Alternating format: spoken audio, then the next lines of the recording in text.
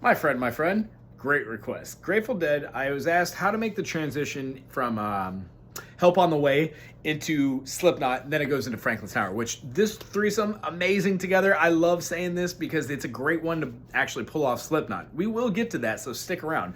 This one video is primarily for guitar players, but if one does want the transcription or the notation to the bass in real time like this, I can do that as well as the piano. And if you'd like to, we'll go over the chord structure right here. We're doing the F major, we're gonna go to a C minor, and then back to an F minor. The whole thing works that way, and there's an individual kind of chord or a structure of notes that are played in between this that gives it the aspect of having a fill or a riff. So with the da-na, da-na, so we've got, what is that, an eighth note, quarter rest, eighth note. The lick for the beginning of the Slipknot is the lick that is played in between all these, but you don't have to go all the way up there. You can actually play it in a lower position, like a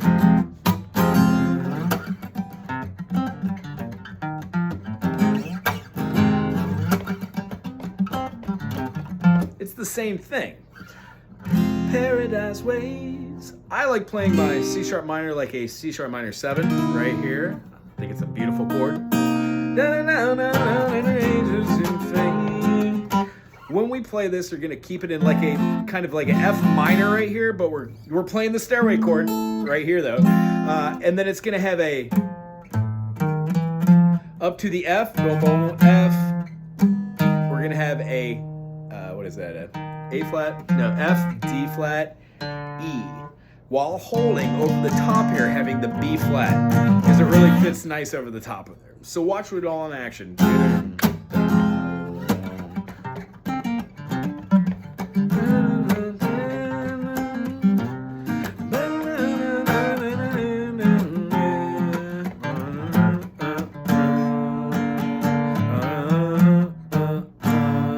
You can do that up here as well and have like hold the F on the A string at the 8th fret.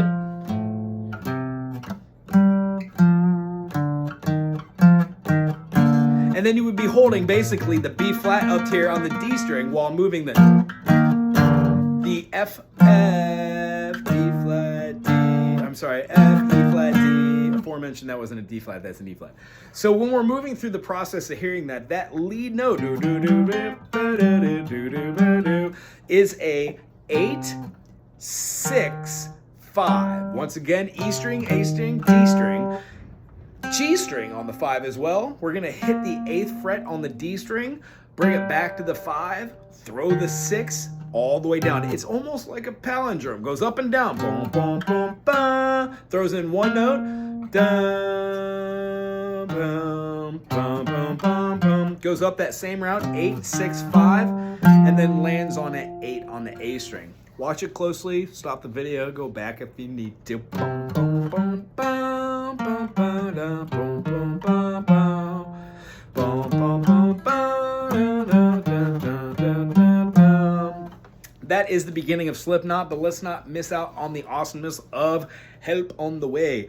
The second thing you want to do is play a minor chord right here. Now, relatively, you can play anything you want, but when I'm playing this, I like to feel this chord, and this chord. I'm essentially doing a minor, a major, and a major. What I'm doing through the course of here is that if I have a D minor, D sharp minor, E minor, F minor, this is the same F minor, this backwards triangle, looks almost like a D7. When you play that D7 shape everywhere on the fretboard, you get a different tone. Just so happens the one you get when playing it right now is the F sharp minor. Putting this finger up here and pulling back on it gives you that kind of like, that feeling when they're going into Slipknot. Da-down, da-down. So I do a F down here, move myself up here, and pull down. It gives a great effect when you have some reverb on. So once again, when it goes to that da da da, I will stay one more day anyway. So I'm taking that same concept of the major, bringing it down to A flat major, and then I'm pulling my notes up here to have a E flat major. Honey, it's you. E flat major is a pretty interesting chord over here. I could also turn that into an E flat 7, but I don't want to have that moving tone, so make sure you play that triangle forward here. In fact, you could even bar it on here and have just these two notes, because this note actually fits quite well inside that structure. So here we go, a little taste of it. How about the last thing? Making it two. Without love in the game, insanity's king. I will stay one more day. Anyway, honey, it's you. Making it two. Without love in the game, it will never come true.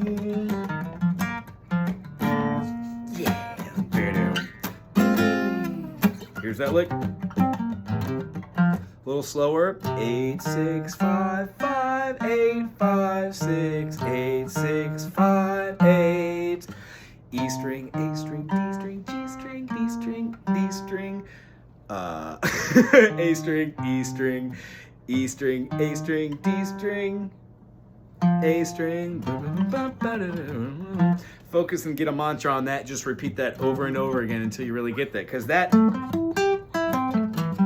is repetitive throughout the whole theme. That is the theme of the Type 2 Jam. Here's what it looks like.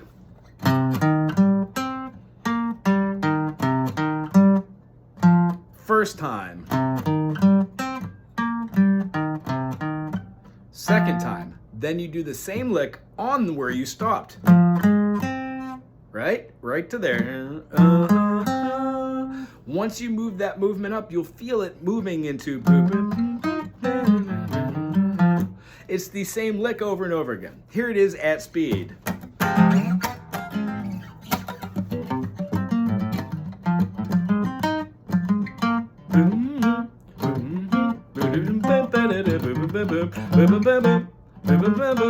When you get to that do-do-do-do, the next thing you're going to do experiencing is a G diminished.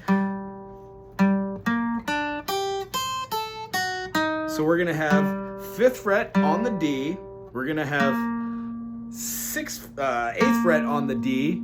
We're going to have 7th fret on the G, 8th fret on the B, 8th fret on the E, 5th fret on the E, 7th fret on the B. We're going to walk down these, 8th fret on that G, down to the 5th fret on the G.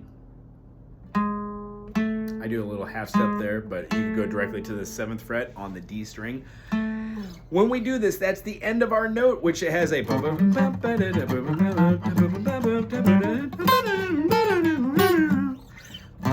slides up to the 10th fret on the A string and does the same feeling you just had on those strings.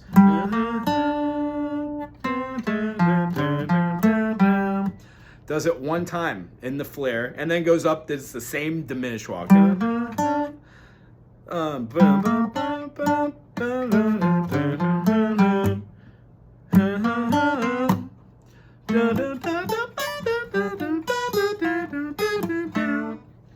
When you get through that second one, so here it is all the way up to that.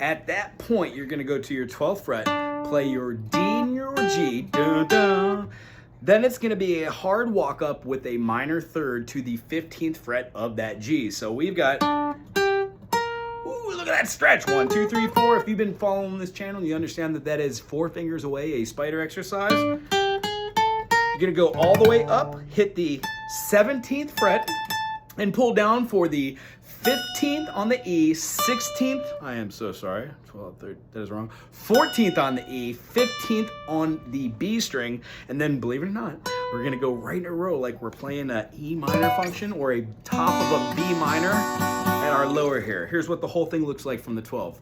12, 12, 14, 17, 14, 15, 16, 17 on the B, straight down like you're making an A major for, we got a 14, 14, 14. Do that same mechanism right there, and then the same mechanism right here. Between those two, you have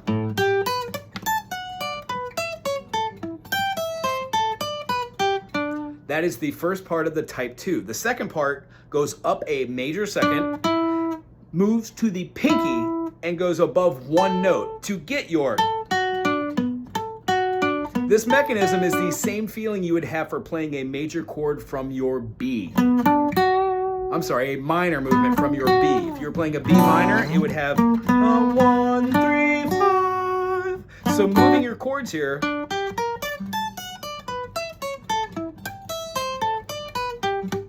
right above it, shoot that hold down and do the same phrasing again. Should end on the E with your third finger and then lay out that A. Thusly begins the second section of Slipknot. Here's what it looks like in its entirety. Sorry, I thought I had to do it. Here's what it looks like in its entirety.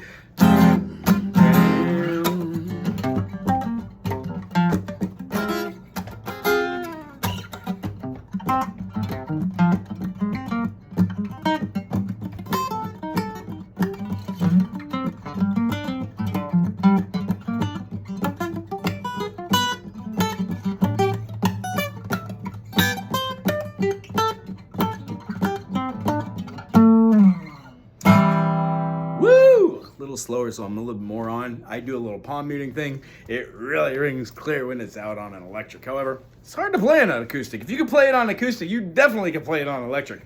Here we go again.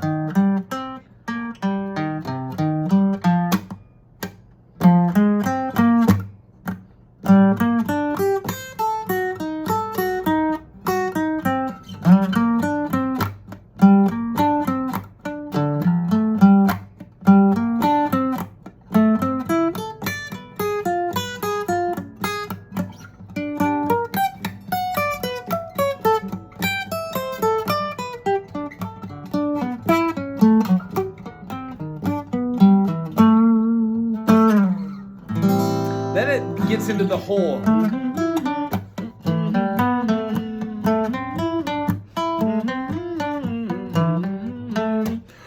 Boom, off time on it.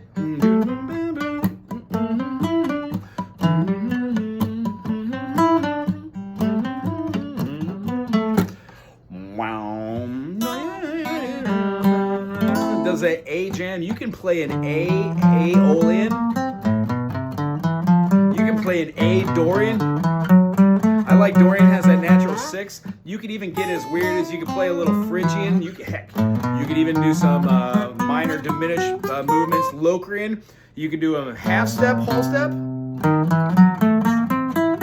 or whole step, half step. Either way, it works really well over the top of that. I like to use this one, which is nothing more than that F minor shape we were talking about earlier, right here, based off of this, or your F minor arpeggio. That same thing done here is your A minor. So when you modulate to the A minor, that's where we're hanging out at.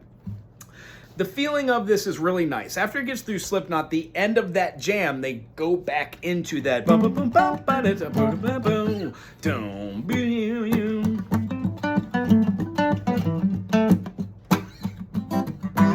They do this like, I think, there's different recordings, they're at different states of mind, so when it gets in its roll, you'll hear this. The little derision that happens, it goes down a whole step and uses the same formula. Stops it there and does the same riff again.